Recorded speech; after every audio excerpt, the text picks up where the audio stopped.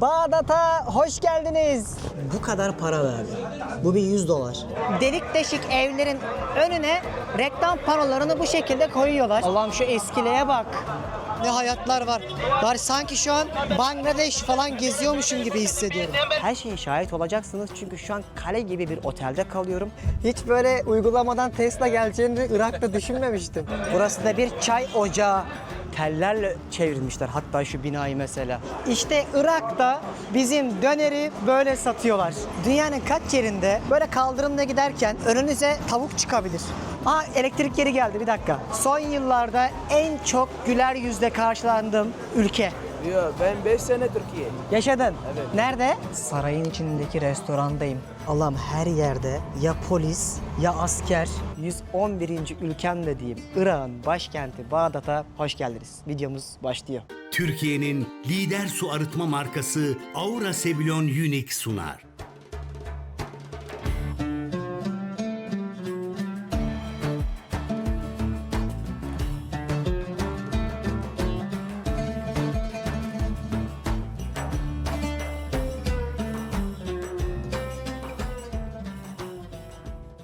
Hanımlar beyler, ben Deniz Pehlivan. Dünya turumun Irak ayağına hoş geldiniz. Nasılsınız? Umarım her şey yolundadır. Ben buralara geldikten sonra bir yorgunluğu üzerimden attım ve size ilk defa Bağdat kentinden, ülkenin başkentinden bir vlog hazırlamak için enerjiyi aldım.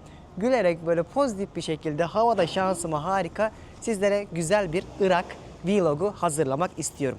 Dünya turumda her ülkede yaptığım gibi ki bu benim 111. ülkem. Bu ülkeye de hem gördüklerimi hem bir tecrübelerimi aynı zamanda da bildiklerimi harmanlayıp güzel bir gezi videosu hazırlamak istiyorum.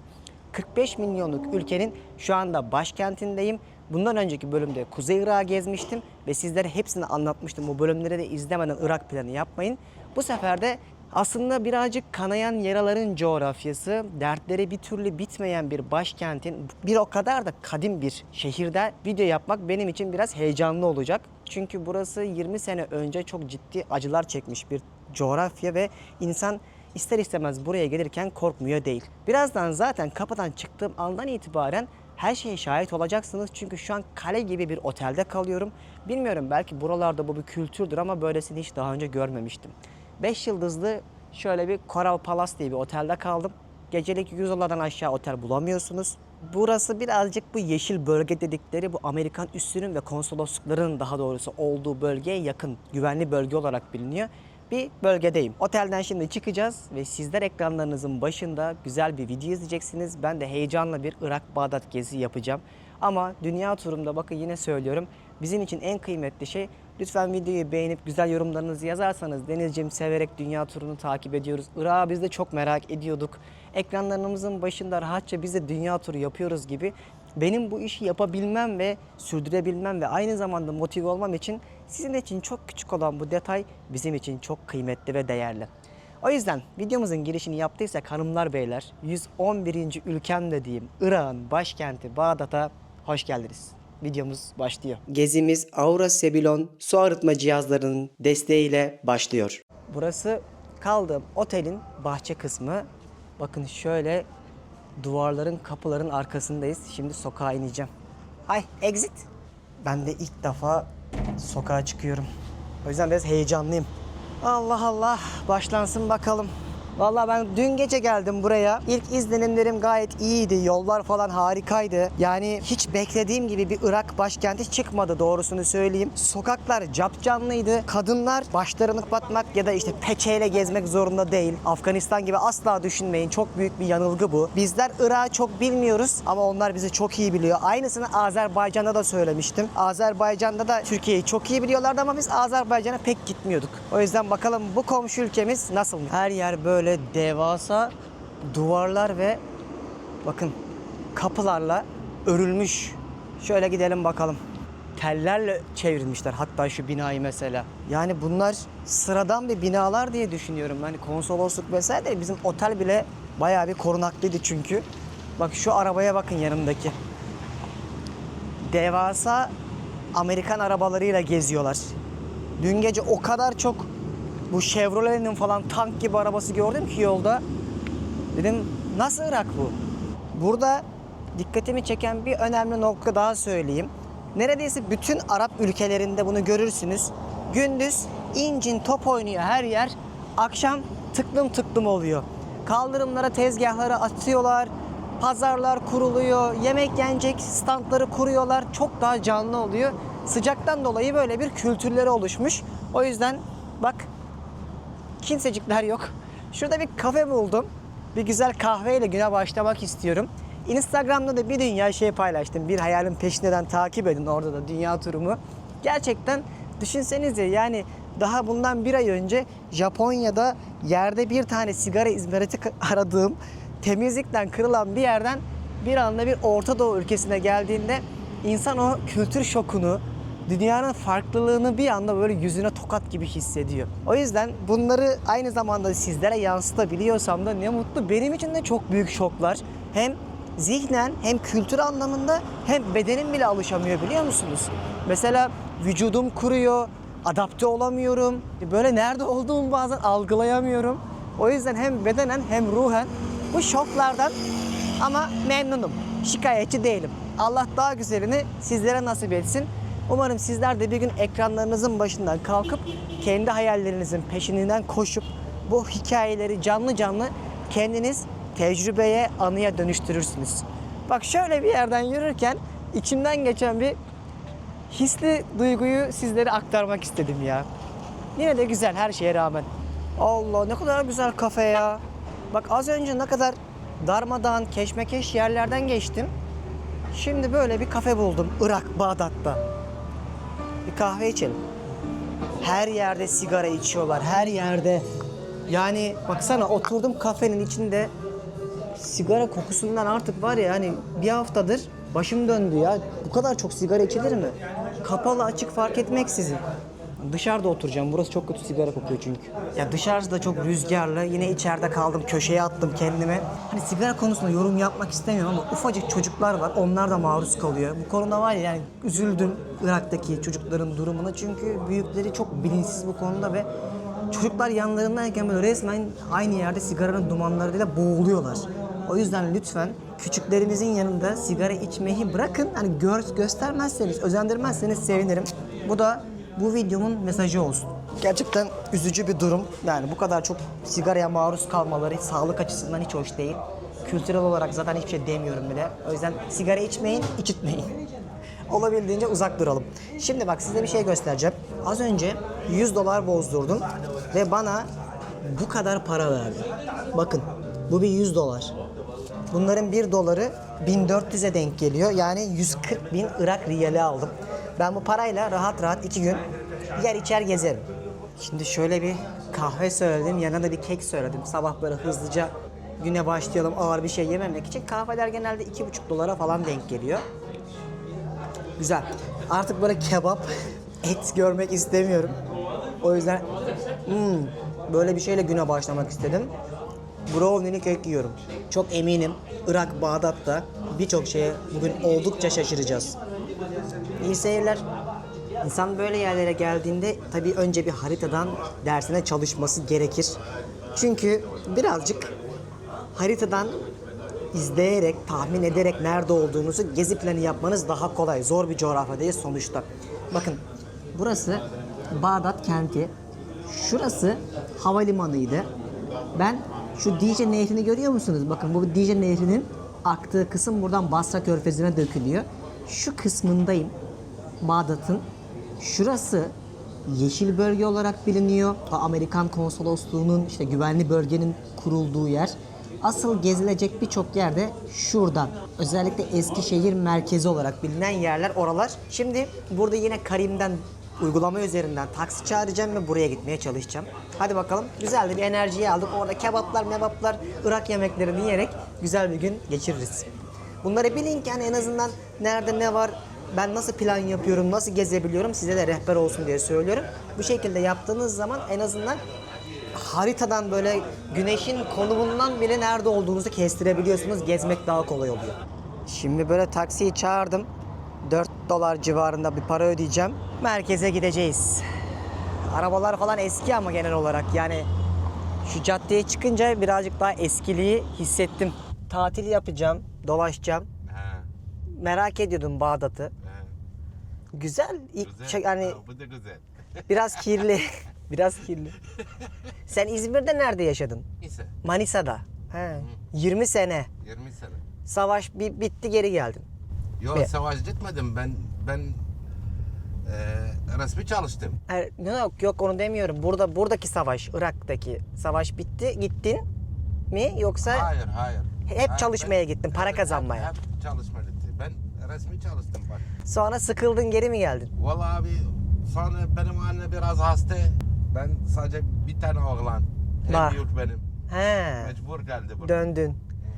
Yoksa dönmek istemiyordun değil mi? Ben de istemiyorum burası. Bura biraz kaotik. Araba çok mu ucuz burada? Tesla geldi. Bu ucuz değil, bu pahalı. Evet fark et. Hiç böyle uygulamadan Tesla geleceğini de Irak'ta düşünmemiştim. Güzelmiş araban. Kaç para burada böyle bir araba? Kaç dolar Tesla'nın? Abi burada bu 33 bin dolar. 33 bin dolar. Ucuz yine Türkiye'den. He, Niye bunlara böyle poşet sarıyorsunuz? Pislenmesin diye mi? Evet, Kirleniyor değil mi? Tozlanıyor. Bütün koltukları böyle korumuşsunuz. evet. Yaygın. Gidelim bakalım. Sen şimdi nereye gidiyorsun? Ben Tahrir Meydanı'na gideceğim. Oradan bir Mütebbel Caddesi var ya, Evet. kitapçılar bölgesi. Oraya giderim. Sonra biraz Dicle'nin etrafında dolaşırım nehirde. Sonra bitti gün. Duyuyorum. Türkiye'den geliyor Dicle. Evet. Türkiye su pahalı, burada su bedava. Evet su Türkiye'de su paralı, burada bedava mı? Evet. Dicle Nehri böyle buradan Basra'ya akıyor. Aynen.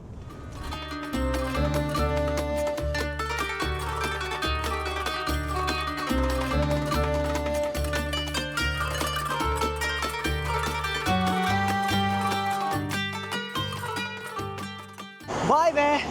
Irak'ta Tesla'yla hani Uber gibi uygulamayla geldim. Hiç beklemezdim. Adam annesi hasta olduğu için dönmek zorunda kalmış. Türkiye'yi çok seviyormuş. 20 sene yaşamış. Manisa'da yaşadım. Burnumu tütüyor dedi. Güzel de bir sohbet ettik. Belki onunla bazı gitmek istediğim yerler var. Güvendim kendisine de, bayağı düzgün birisi. O farklı şehirlere arabasıyla gidebilirim. Neyse. Şimdi Irak'ın Bağdat kentindeki Tahrir Meydanı'na, kaosa hoş geldiniz.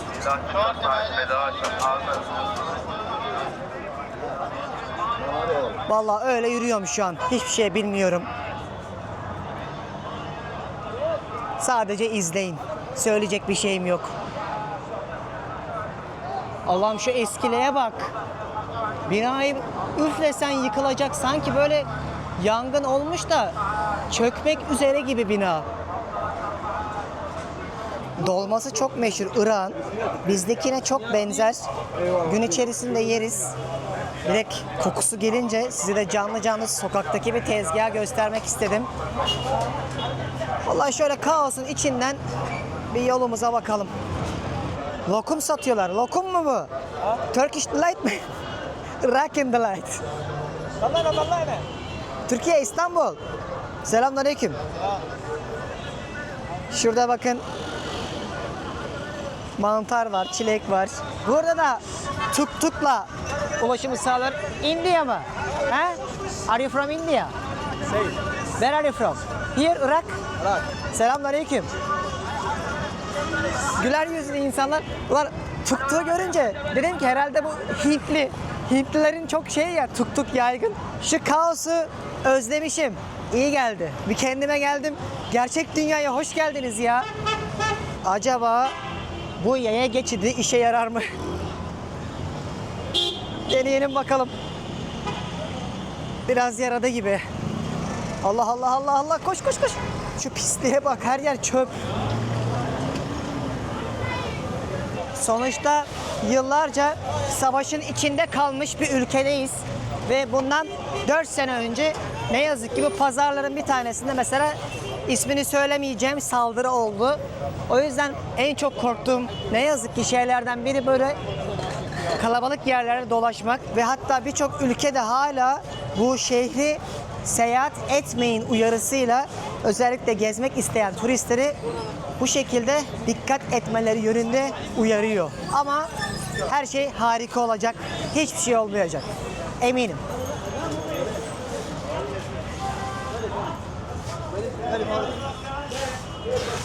Yani şu çöp olayı çok kötü. Abi sürekli bir kalabalık, bir ticaret var. Bak burada abim mont satıyor. Kaç para acaba? How much is it? 5,000, 50,000. 5,000. Aa, çok ucuz şu mont. 4 dolar. Ama ikinci el. İlginç. Oo, şu pazara baksana, film seti gibi. Şöyle gideyim valla. Böyle yerleri tek başıma gezmeyi sevmiyorum. Şu an Sezer'i gözlerim aradı ama Sezer de böyle yerleri hiç sevmez. Acaba şu an hangi plajda röportaj yapıyor? Ben bu şekilde dolanıyorum. Şöyle yüksek binaların olduğu, ki belediye binalarına benziyor. Önündeki caddeye geldim. Yürümeye devam ediyorum. Dayım burada lokma satıyor, tatlı satıyor. Her şey sokakta satılıyor burada. Bir yandan da çöpleri toplayan temizlik işçileri var. Bir yandan böyle butikler var. Hayatın iç içe olduğu bir şehir aslında. Bak mesela dünyanın kaç yerinde böyle yolun üstünde çeşme satıyorlar, baksana.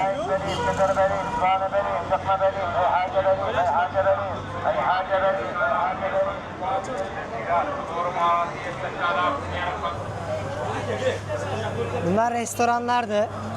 Direkt kasap gibi kapının önüne koymuşlar hayvanları. Böyle bir ilerleyeyim. Bir meydan daha geçtim. Ne meydan olduğunu bilmiyorum.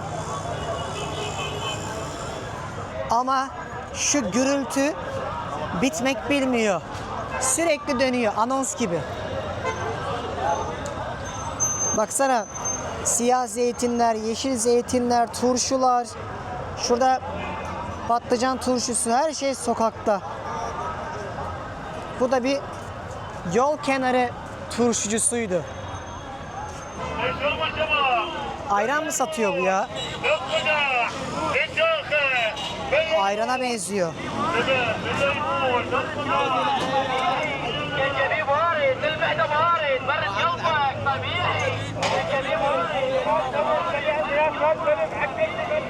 Şurada yamuk minareli bir cami var. Görüyorsunuz, minare düşecek, onu tamir ediyorlar. Bak mesela şuradaki caminin hemen çaprazında da bir kilise var. Bu kadar karşılıklıymış dini mabetleri aslında.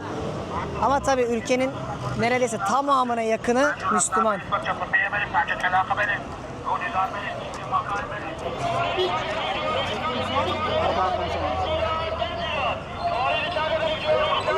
Baksana şu gürültüye.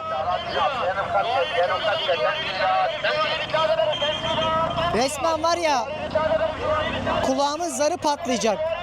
Sonuna kadar açmışlar. Allah'ım ne hayatlar var. Var sanki şu an Hindistan'ı, Bangladeş falan geziyormuşum gibi hissediyorum.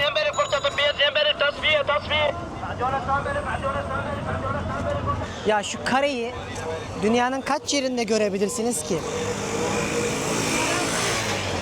Baksana, iki yolun ortasındaki kaldırımda bir hayat mücadelesi veren dayım ayakkabı satıyor. Yoksulluk bu ülkede de biliyorsunuz diz boyu aslında. Thank you, thank you.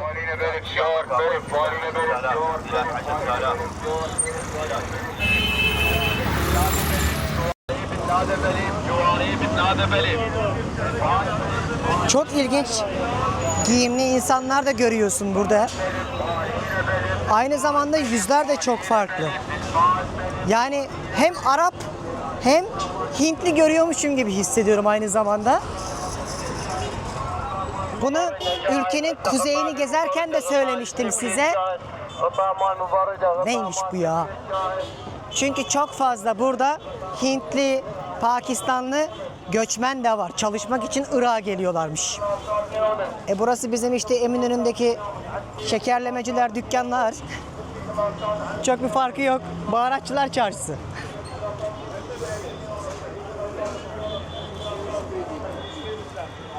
Burada helva satıyor abim. Helvacı. Şurada bak baharatçılar var. Çok güzel kokuyor. Ama her şey Arapça. Şöyle gidelim. Şunu o kadar çok görüyorsunuz ki bakın. Yine yıkılmak üzere olan bir bina gibi ama sanki böyle aynı zamanda dışı delik deşik olmuş. Harabeye dönmüş gibi ama yıkmamışlar.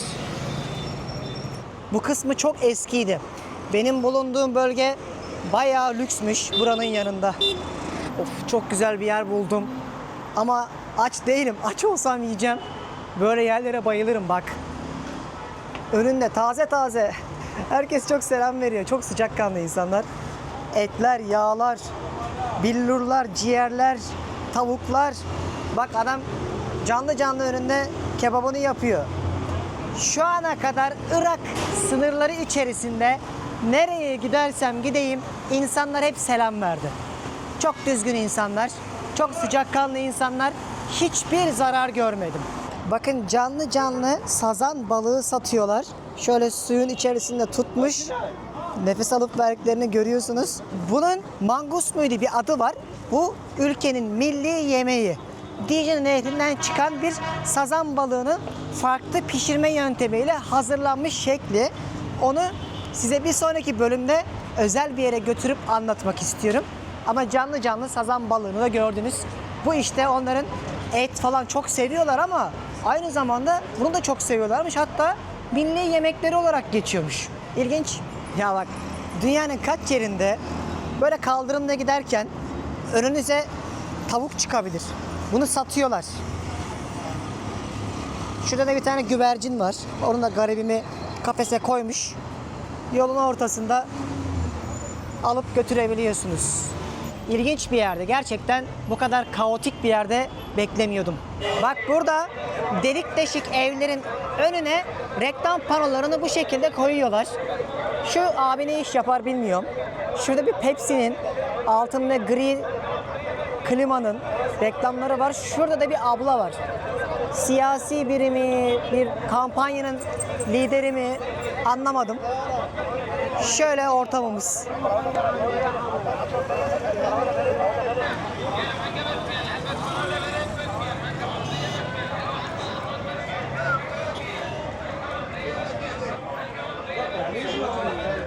Burası da bir çay ocağı. Yolun kenarında şurada pişen çayları içiyorlar. Hemen karşısında şöyle mangalda Niyazi abi et yapıyor. Selamünaleyküm. Geldi beni çek dedi ya. Çok ilginç insanlar. Heh bak dediğim balık da bu. Bunu yapıyorlar işte ama ben bunu size daha güzelini göstereceğim. Evet kaldırım bitti. Bir şekilde devam edeceğiz buradan. Ya buraları işte gezmek kolay değil. Zaten niye buraya tatile gelesiniz? Yani ben tamamen merak ettiğim için geldim. Artık o kadar çok yere gittim ki amacım gitmediğim yerleri tamamlamak. Lakin tatil için Irak'a gelir miyim? Tabii ki cevabı biliyorsunuz. Şimdi sizleri çok güzel bir yere götürüp ülkeye dair güzel bilgiler vereceğim ama şöyle güzel bir ünlü mütenebbi çaycısı abinin tezgahını göstermek istediğim. Hanımlar beyler, Bağdat'ın en ünlü yeri, en iyi korunmuş, en tarihi noktalarından bir tanesi Mütenebbi Caddesi'ni beraber gezeceğiz. Burası daha çok entelektüel insanların, yazarların, şairlerin zaman geçirdikleri bölge olarak bilinirmiş. Ve aslında bu kadar kadim bir coğrafyanın da en önemli eserlerin çıktığı yermiş. Burada çok güzel kafeler, mekanlar var. Burayı gezeceğim ve bakın ne kadar düzenli oldu. Caddenin ismi şu, Mutanabbi diye geçiyor. Bu sokaktan, ay çok güzel görünüyor şu an ekranda. Umarım sizler de keyif alıyorsunuzdur. Ya gerçekten hani kalbinizden geçiyorsa şöyle güzel yorumlarınızı, beğenilerinizi lütfen. Ama televizyondan izliyorsanız yapmayın, yayın kesilmesin. Telefonunuzdan ve tabletinizden yaparsanız çok sevinirim. Sizin için küçücük bir şey ama bizim için çok değerli. Bir kere daha hatırlatmak istedim. Şu kapıdan girerken ne aklıma geldi biliyor musunuz? Aslında burası dünyanın en eski devletlerinden bir tanesi olan Uruk'un kurulduğu yer. Ve bu kadar kadim bir yerde savaşlarla anılmasına rağmen bu kadar zorluğun içerisinde sanatın ve bilimin, edebiyatından peşinden düşen insanların emeklerinin olduğu bir cadde, sokak burası.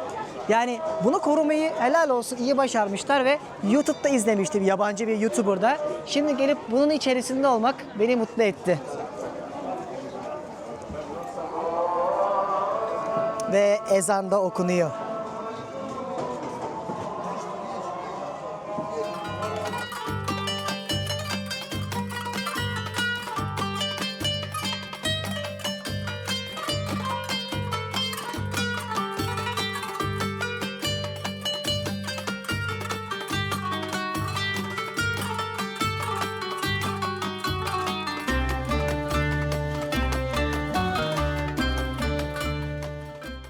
İşte Irak'ta bizim döneri böyle satıyorlar. Bu şekilde bak. Selamünaleyküm. Bak burada ilginç bir şekilde ilk defa görüyorum. Altı et, üstü tavuk ama aynı zamanda tamamen tavuk olan da var solda. Selamünaleyküm. Selam. Türkiye, İstanbul. Sehlen. Ahlan ve sehlen. Zorbaş. Zor baş. Selam. Selam habibi. Eyvallah. İyiyim, sen nasılsın? Afiyet olsun. Çok Teşekkür ederim. Sağ ol. Bak yemin ederim son yıllarda en çok güler yüzle karşılandığım ülke Irak. Şurada Zaza adında bir kalabalık mekan dikkatimi çekti. Böyle geliyorlar kafelerde oturup çay keyfi yapıyorlar bu caddenin olduğu yerde. Çok güzel. Trafiğe de kapalı olduğu için böyle rahatça gezebiliyorsunuz. Bakın burası bu sokağın en eski kafesi. Sabandar Kafe diye geçiyor ama şu an yine elektrikler kesildi. Burada sürekli bir elektrik kesiliyor. İnsanlar yine de oturmaya çalışıyorlar. O dönemin ünlü edebiyatçılarının, ünlü kişilerinin fotoğraflarını da duvarlarda görebiliyorsunuz. Ya oturup bir çay içecektim ama var ya nargile kokusundan başım döndü resmen. Bu kadar çok nargile sigara içebilir mi? Kapalı alanda ve hiçbir yerde ayrım yok. Yani içseniz de içmeseniz de aynı ortamda bulunmanız gerekiyor. Ne yazık ki giderim daha ferah bir yerde çayımı içerim. Türkiye, hoş buldum. Sen nasılsın? İyi, sen nasılsın? Nerelisiniz? Irak mı, Bağdat mı? Irak, Bağdat. Türkçe biliyorsun. Biliyor. Nereden biliyorsun? Biliyor. Ben 5 sene Türkiye. Yaşadın. Evet. Nerede? Sakarya. Sakarya'da. Evet. Ne yaptın orada? Okul. Okula. Doğa College. Ha. Evet. Seviyor musun Bağdat'ı? Güzel mi? Evet, güzel Bağdat. Güzel, mi? keyifli. Ben beğendim. Çok şükür. Güzel. Teşekkür ederim. Hoşçakalın. Selam. Böyleler. Bizi hep biliyorlar, Türkçe konuşuyorlar. Çok da sıcakkanlı insanlar. Aa elektrik geri geldi bir dakika. Şimdi yeniden göstereyim gelin. Böyle bak bir gidiyor bir geliyor. Böyle bir kafeydi. Çok ünlü burası bu arada.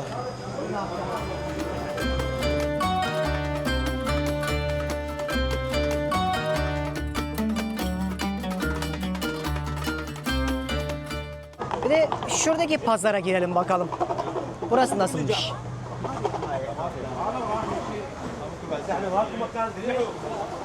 Bak o kadar güzel hediyelik eşya alınacak şeyler görüyorum ki. Şuna bakın. Güzel bir çanta mesela. Yani zaten hanımlar buraya gelse var ya boş çantayla muhtemelen birkaç saat içinde doldururlar. Çok güzel ürünler var ve fiyatları da oldukça uygun.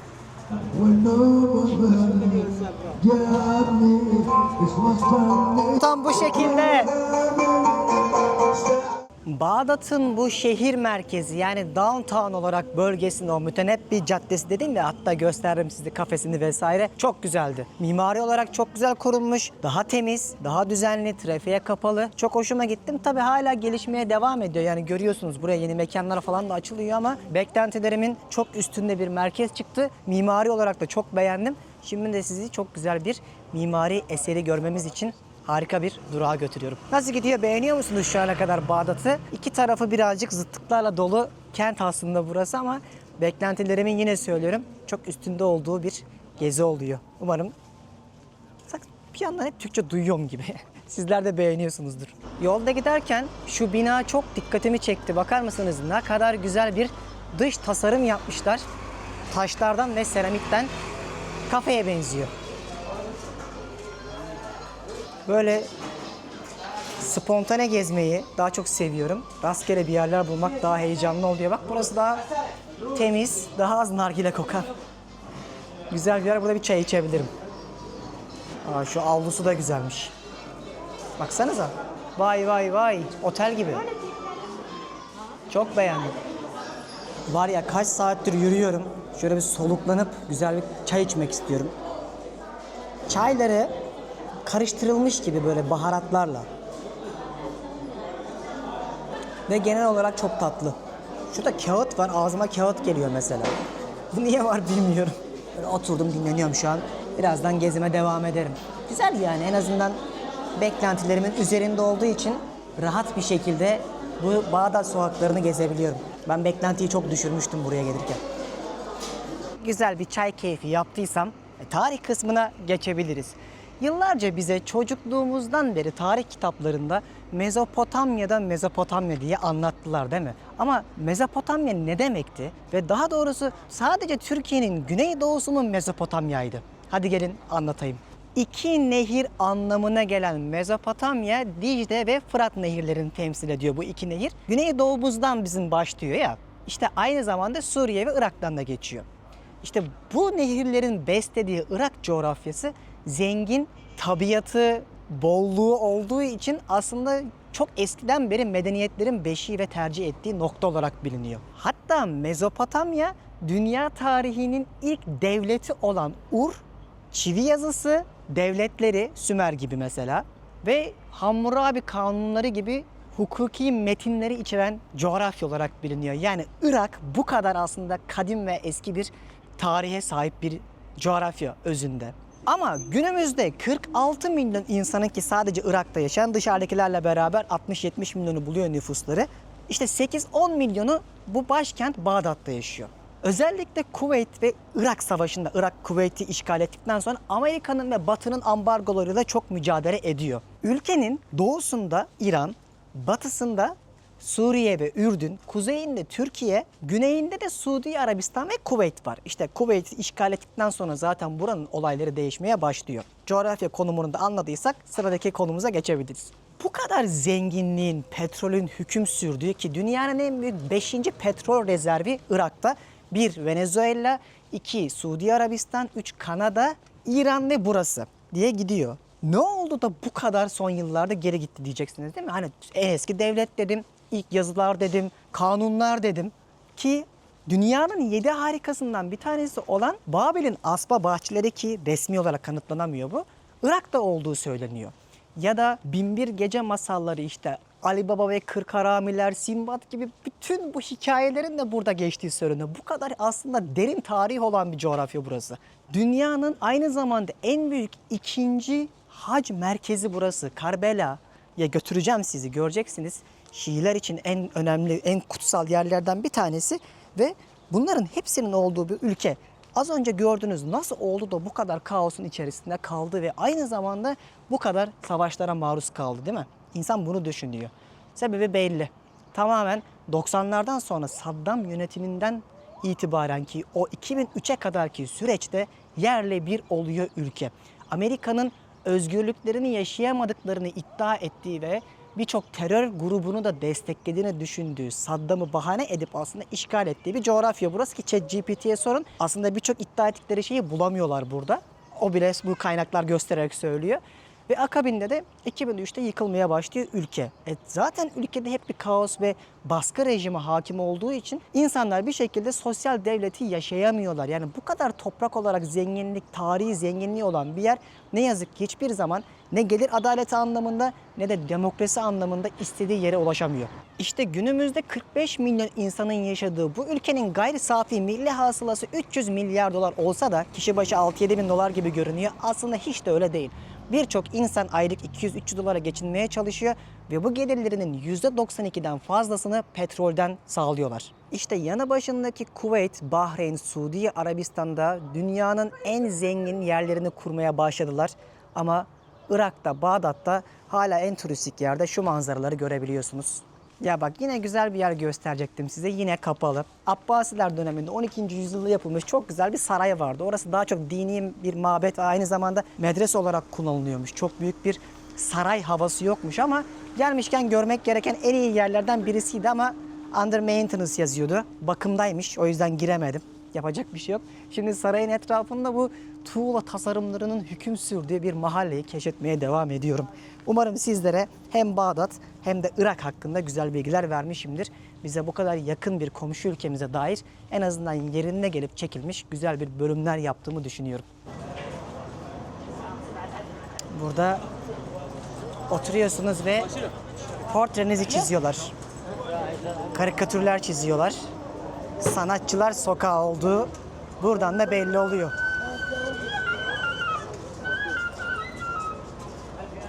Baksana ne kadar güzel çizmiş ya. Sorry? Yes. Go. Ha. It's just a gift.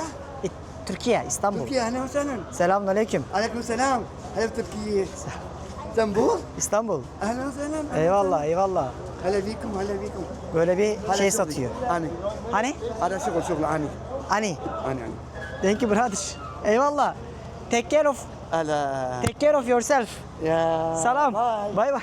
Adam geldi sarıldı ya kardeş kardeş diyerek. Hello hello. Allah'ım ne kadar güler yüzlü insanlar ya. Hiç böyle beklemiyordum. Bak gerçekten söylüyorum. Ben böyle yüzü asık, gergin. Bu insanlar bizden daha güler yüzlü.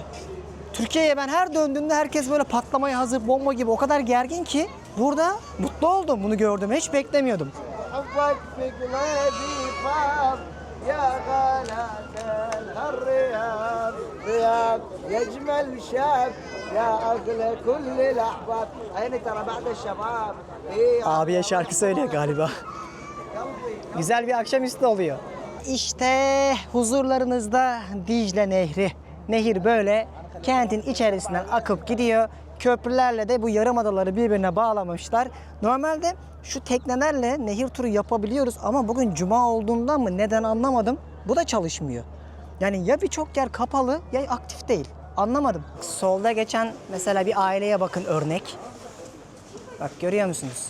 Mesela ben buraya gelirken aynı İran'daki gibi falan herkesin hicap yani işte başörtüsü yarım da olsa takması gerektiğini düşünüyordum. Ya da türban. Ama hiç öyle bir şey yok. Gayet bizim gibi pantolon da giyen kadınlar gördüm. Türban takan da, eşarp bağlayan da, peçeyle gezen de gördüm. Ama hani o baskı yokmuş. Yanlış düşünüyormuşum.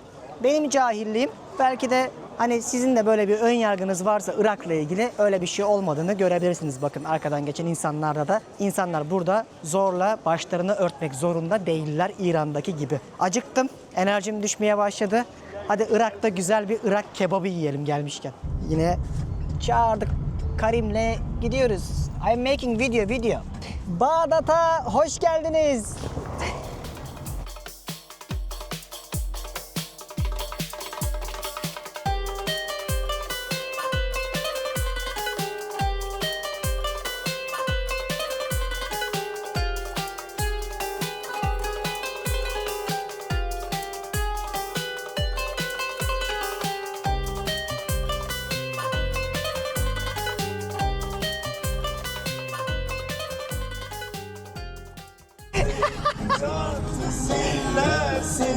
Türkçe şarkı açtı. Allah'ım ortama bak.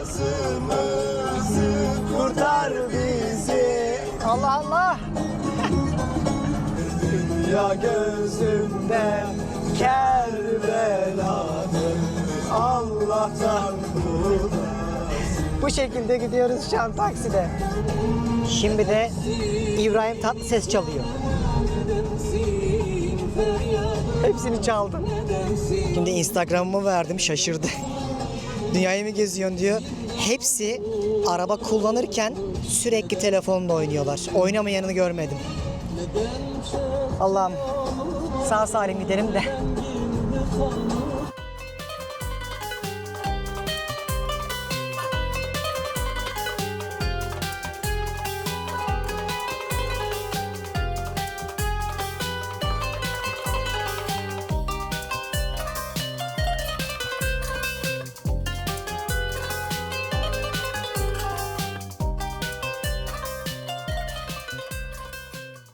Allah'ım her yerde ya polis, ya asker, ya bir duvar, ya bir güvenlik var. Hayatımda bu kadar çok güvenlik görmedim. Heh, geldik mi? Sağ ol, şükran. Eyvallah. Eyvallah, selam. Geldik. Allah. Ah. Hoşça kal. Yani her köşe başında polis, asker görüyorsun ve duvarlar var. Çelik kaplı demirlerle, çekmiyorum onları. Onun içinden geçiyorsun arabayla. Yani şehir içinde şehir kurmuşlar gibi. Benim restoran nerede ya, bir dakika. Sen nasıl bu kadar iyi Türkçe konuşuyorsun abi? Sen de mi Türkiye'de yaşadın? Türkiye'de yaşıyorum, Çankırı'da. Çankırı'da. Burada ne yapıyorsun? Çalışıyorum burada. Ben Iraklıyım ama orada yaşıyorum. 11 sene oradayım. Öyle mi? Ne kadar çok Türkiye'ye giden Iraklı var ya. Evet. Sabahtan beri bir dünya insana tanıştım. He, Kapalı diyorum burası, oraya gideceğim ben o zaman. tamam. Bir dahakine artık. Tamam. Teşekkür ederim. İstersen Sağ ol. beraber yemek yiyeceğiz. Eyvallah, eksik olma. Düşünmen yeter. Gider orada yerim ben. Tamam. Sağ ol. Hayırlı akşamlar abi. Sağ ol. Kapalıymış, tadilattaymış. Google haritalarında öyle bir şey yoktu. Daha bunun gibi bir güzel restoran var dedi abi. Oraya gidiyorum.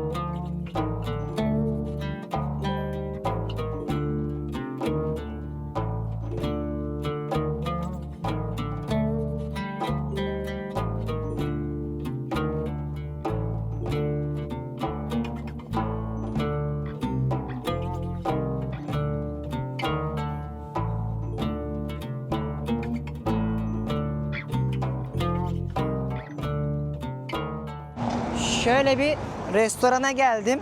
Al Karam ismi. Al Karam Palace hatta, sarayı.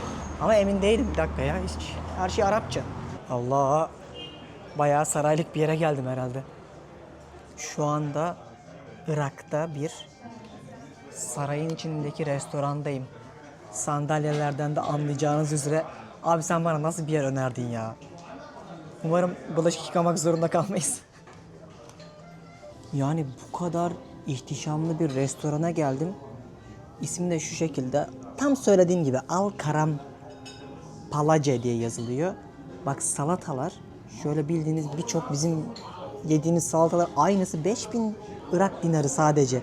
Dışarıda da aynı bu paraydı. Börek var, bizdeki böreğin aynısı. Humus var. Şu şekilde, onların da fiyatları 6000.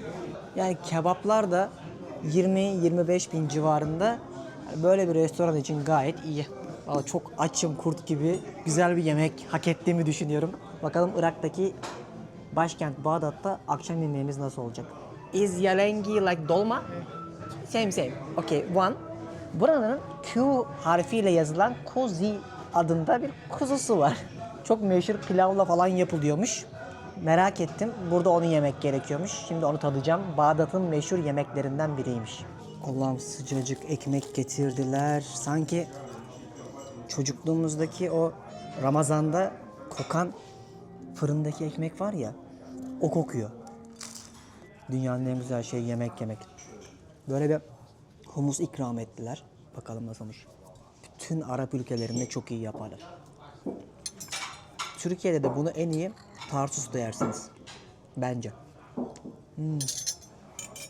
Çok iyi. İnanılmaz iyi. Bu ne ya? Bayıldım buna. Dolma geldi. Ama buna başka bir şey diyorlar. İsmi farklıydı. Soğuk olana bu ismi diyorlar. Sıcak olan ayrı dolma da var. Ama o ana yemek gibi. Bu bir başlangıç olarak geliyor. Üzerine narla koymuş. Bayağı ekşi, limonlu. Bu da çok güzel. Şeyi sonradan geliyor tadı. Bir de böyle salata yaptırttım. Of. O kadar büyük bir tabak geldi ki, bakın şu yemek 1 kilo var. Şöyle göstereyim. 4 çeşit, 5 çeşit falan pilav var. Kocaman bir kuzu getirdiler. Yanında şunların hepsi fasulyedir, ıspanaktır. İkram. Ekmek zaten ikram gelmişti. Humus da ikram. Nasıl bir ülke ya bu konuda? Orta Doğu dışında size neredeyse hiçbir ülkede bir şey ikram etmezler.